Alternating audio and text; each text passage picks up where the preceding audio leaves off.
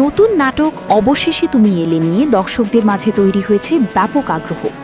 Romantic tragedy ও পারিবারিক আবহে নির্মিত এই নাটকে জুটি বেঁধে অভিনয় করেছেন ছোট পর্দার জনপ্রিয় দুই তারকা তৌসিফ মাহবুব ও কিয়া পায়েল। নাটকটি নির্মাণ করেছেন সেলিম রেজা, এর গল্প লিখেছেন পারভেজ ইমাম এবং প্রযোজনা করেছে জাগো এন্টারটেইনমেন্ট। নাটকের গল্পে দেখা যায় রাজবংশের শেষ উত্তরসূরি সালমান বাবার রেখে যাওয়া একটি ফ্লাওয়ার শপ চালায়। ফুলের প্রতি তার গভীর ভালোবাসা থাকলেও মনে লালন করে বাংলা নাটকের বড় সুপারস্টার হওয়ার স্বপ্ন।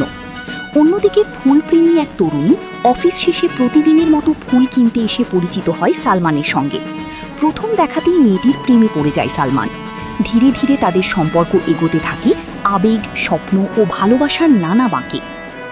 নাটকটির বিশেষ আকর্ষণ ছুঁয়ে থাকো আমায় শিরোনামের একটি মিষ্টি রোম্যান্টিক গান।